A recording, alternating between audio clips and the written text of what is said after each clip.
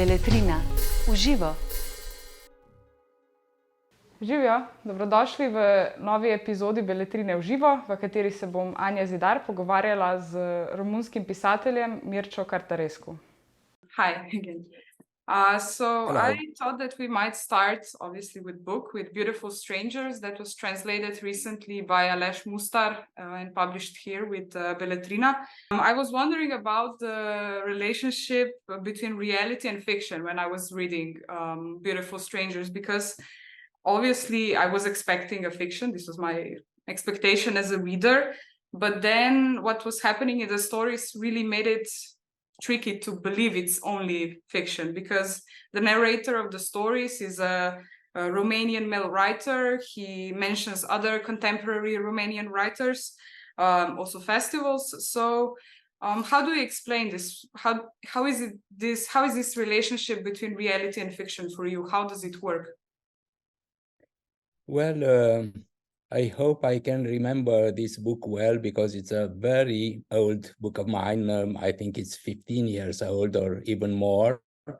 And besides, it's a peculiar book of mine. I'm not a comical writer usually, but anyway, I'm quite proud of myself to show this a new feature of my personality in this book.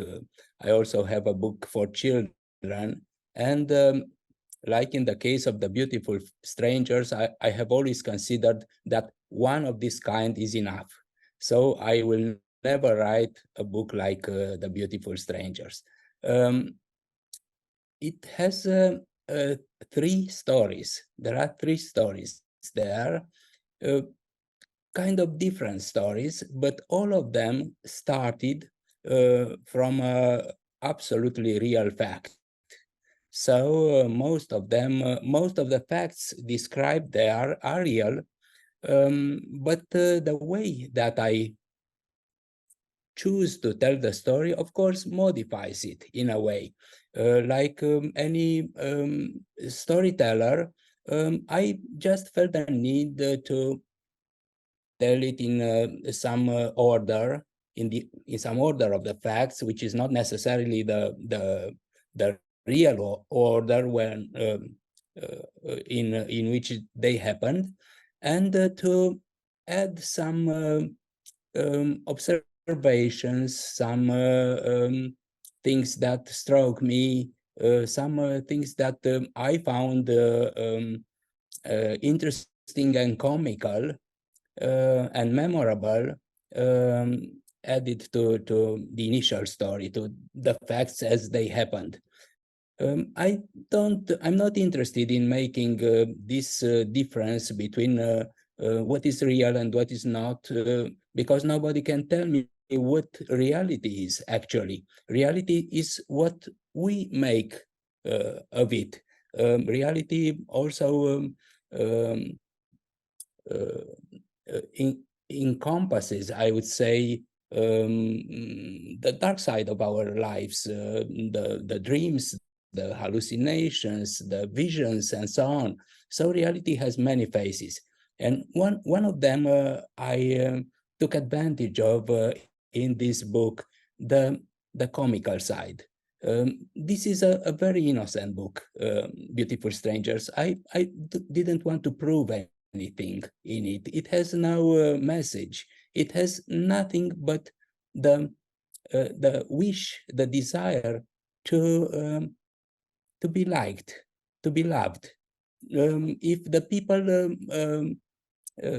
kind of love it and just laugh genuinely at certain scenes from this book, I'm absolutely pleased with it.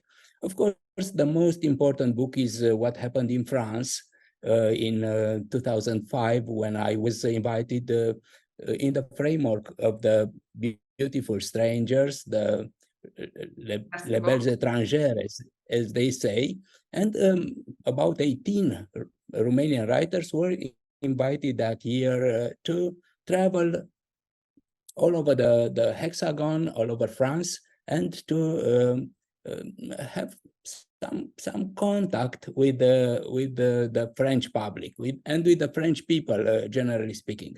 And of course, in this larger story, it was about the cultural misunderstandings, the very, very peculiar, funny, sometimes unpleasant, sometimes very nice misunderstandings, because you have the same problem. We are small countries, little languages. So the West, the Occident, doesn't know too many things about us, and they, in a way, what they don't know, they fancy that they know. They invent features that we don't have, and images in which we do not recognize.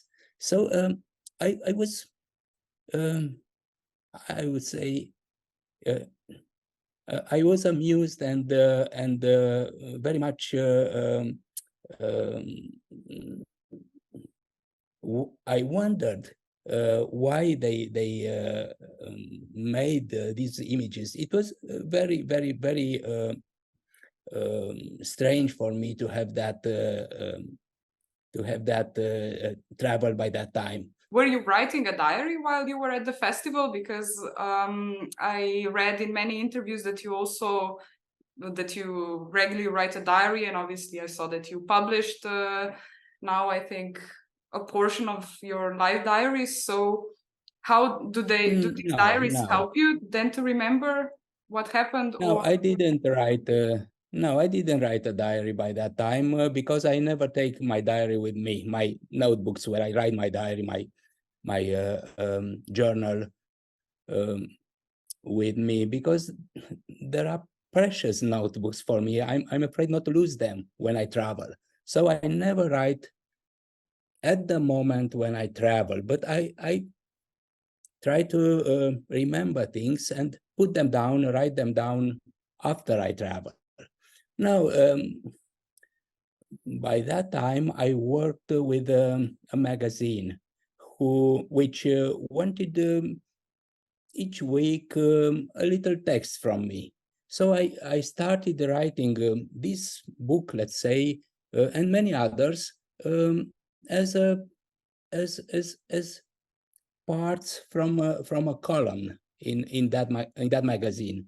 So each week I wrote 2 pages or 3 pages there, just for fun, just to make the people laugh, just to make the people amuse themselves with those books. So I wrote only for my friends. I by that time I didn't have the wish to write to publish a book from this kind of texts, but only for amusing myself and my friends, as I told you. And I did that sometimes in an exaggerated way. For example, it was a funny story. One of my very good friends laughed so much while she was reading the book. She was reading in bed, then she fell from the bed and broke her leg. It's absolutely true. It's she called me from the hospital after that, rather furious on me, as you can imagine. So this is the motive that I wrote this book. It's a very, in a way, a nice and easy book. I think each and every reader could benefit from it, because it's optimistic. It's a bit of satire, but not a very tough satire. It's a mild satire. It's only from loving people, even the people that I seem to make fun of. But I loved everyone. I usually love my characters all the time. But I don't know, the funnier they are, the clumsier they are, I like them more, in a way. Yeah, this is what I wanted also to ask you, because it's so you said that this is your most humorous book, I guess, in what you wrote so far. And I found it really funny because the humor is also connected with absurd, in a sense, with an exaggeration, with a repetition of motives and actions. And if you read this at very at face value, they are just funny. But if you read into it, they can be really harsh. You mentioned that you went to France to the festival with some other Romanian writers, and there's this small segment in which you mentioned that the organizers couldn't find 12 writers, so they actually in a way invented one. So is this humor also a way of grappling with reality as such, or because it's funny to read that someone invented a writer, but then maybe it's not unfair to writers that were actually present and writing for a longer period of time and went to France. Yes, in a way, of course, writing about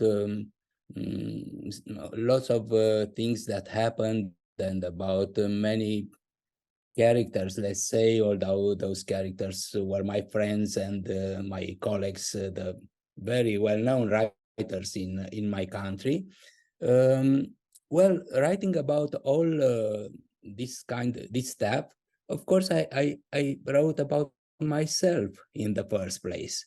I wrote about my way of seeing things, my way of wondering at things, my way of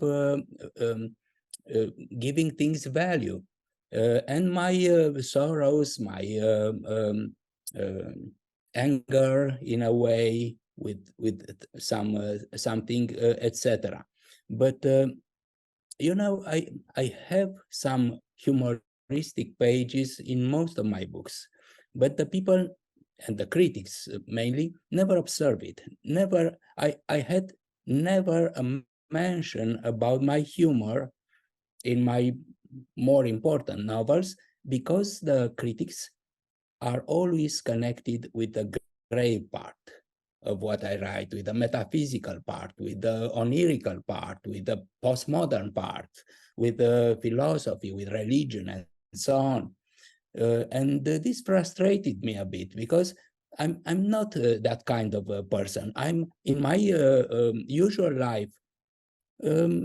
I like to laugh. I like to be happy, and this doesn't show very much in the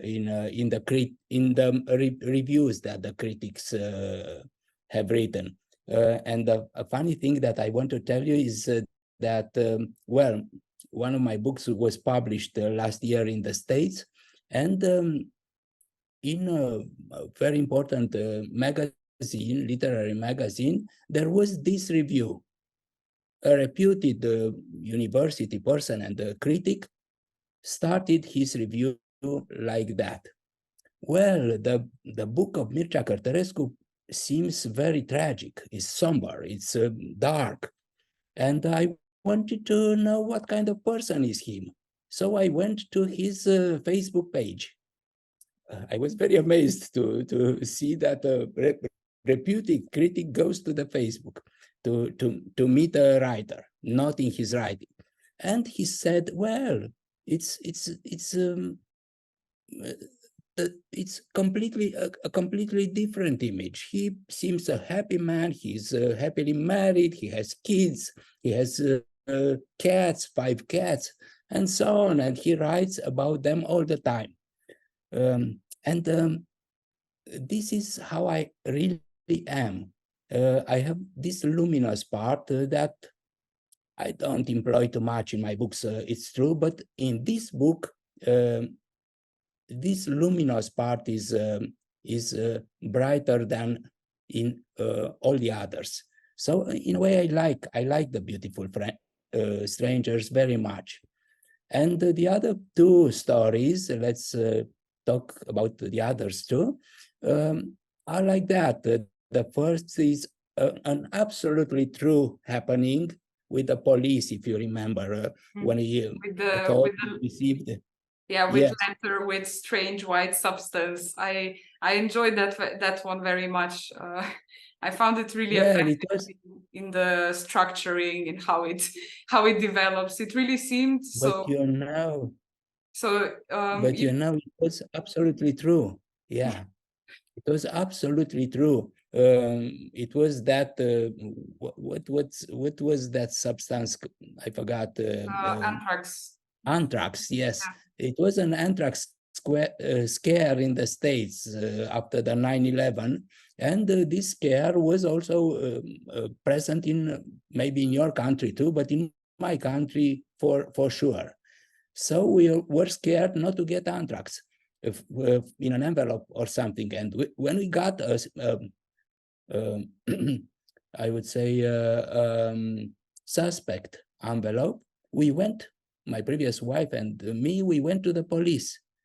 And everything happened like in a comedy, exactly as I described the facts. And for sure, that envelope was um, from a kind of an artist from Denmark. It's absolutely true. Of course, I changed things a bit to make them even funnier, you know. But basically, there were true, real policemen who really behaved like that, who really talked like that, and so on. Yeah, I mean, I really like the structure of this particular story, because I think like the way it progresses from one segment to another is really well done. So it I think, Yes. with this story too, I didn't break my leg as your colleague, but I was really close, because I was expecting, some tragedy, some, catastrophe, and then none of that happens. And the ending, I think, is also very well written, because it's hard, I think, to write a good ending to a humorous story like that. So it's a story that has so many segments and layers. So but maybe you can talk a bit more about the third story, which I found a bit more puzzling, because it involves also traveling, but also meeting your colleagues and friends. And again, I have to stress that Slovene translator really does a very good job of referencing all the authors. So it's so when you're reading, it's like you've been also given a map to follow other Romanian writers. Yes, that the third story, who finishes the book, it's about what it's like to be a provincial writer. The characters are modest writers from a remote little city of Romania, and who dream of themselves as being great writers, and who despise even the greatest names of the world literature, like Gabriel Garcia Marquez and other huge writers. They consider them second-hand writers because they were the most important. And it's a very usual phenomenon in Romania. Many writers of this kind have this kind of chauvinistic, I would say, discourse. They detest everyone, mostly the people who have success. They cannot stand them. They invent calumnies, false facts, and so on about them, just to express their frustration of not being in the center of the things, being ignored, being forgotten, and so on. But even this satire of this kind of writers, uh, um, I was very attentive not to hurt them too much. I was attentive because they were friends of mine. At least one of them, the person who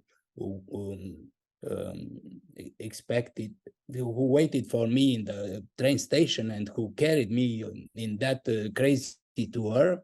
One of them, this one, is still a very good friend of mine, despite what I wrote about him. And after that, he wrote about me a short story about in the same trend, but we were not mad to each other, because we know that literature is one thing and life is another one.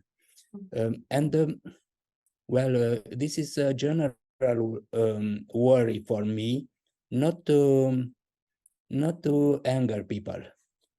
This kind of a book can be offensive for some people or some others from a politically correct point of view, from other points of view, because you know the people you're writing about and they know you, so you have to be a bit attentive to what you're saying. And I was younger by that time and not very attentive. I confess that if I wrote this book now, I would be even more attentive, not in the way, not in the meaning of self-censoring myself, but I would respect them more sometimes. Was this the idea behind the prologue? So there's also, maybe it's not too big of a spoiler for our readers, there's also a small prologue at the beginning of the book in which you mention precisely that, but you mostly focus on critics. Was it because on one hand they wouldn't expect you to write about funny things, humorous things, and on one hand it was also real people you were referencing, not just characters?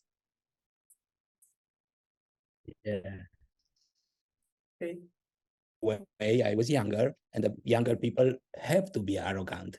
I was younger in the meaning that I was under 50, which is, it's a very young age for me now. What I want to say is that I think I reread actually my book recently, and I think it's okay. I think it's okay. I think the people will enjoy it, could enjoy it, could get a new light in their lives, and maybe they will remember it and reread it, because rereading is the real reading, as you know only too well, and could in an ideal world, recommend it to their friends, to other people. I would be very happy for it. And I don't want to end our very nice meeting without bringing my thanks to everyone who contributed to the publication of this book in Slovenia. I mean, my very good friend and very good translator, Aleš Muštar, and the people who work with the Beletrina publishing house. I am very grateful to them, not only for this book, but for other books also that they published during the years. Yeah, found many of them in the library, so it was nice to see. It was nice to read nostalgia. I mean, I don't think I got the full scope of the book, but it's much different from Beautiful Strangers. And then I also, when I was reading about it, I saw that it was published just months after Ceausescu's dictatorship ended, and that and because of the censorship, you had to edit one story out, and several passages had to be deleted. So how did you respond to this at the time, and how do you view this now? I think these two points of view differ in a way. Well, I never wrote without freedom of thinking and freedom of mind. I published 4 books before the Romanian Revolution, so during the last decade of the Ceausescu regime, which are absolutely the same from all points of view with the books that I published after the revolution, in a new and free world, I would say, more or less free world. There's no difference. Of course, those books were censored during the communist regime. They took out tens of pages from each of them, but essentially they are pure literature. They are pure literature without any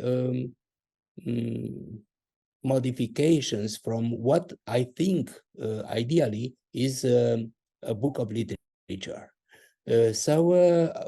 I wrote about about the topics that always interested me. I wrote about everything that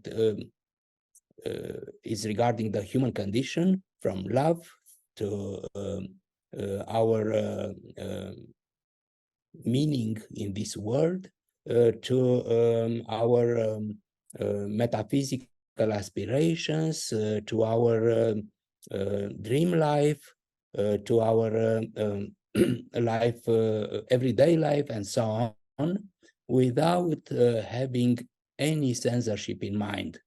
So I wasn't scared about censorship. I wrote everything that I thought by that time, even risking not to be published, because my generation, we were young by that time. We were 25 or 30 years old, so we didn't care if they refused to publish us. We wrote what we thought.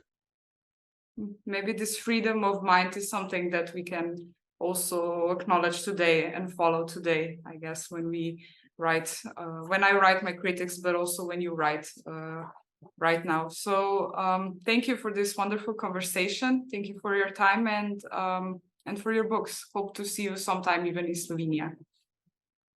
I thank you so much. I have been in Slovenia, in Ljubljana before, and I love this country. I really love it. And I found there really very good readers, which is it's the most important thing for me. Thank you. Thank you so much. Beletrina, v živo.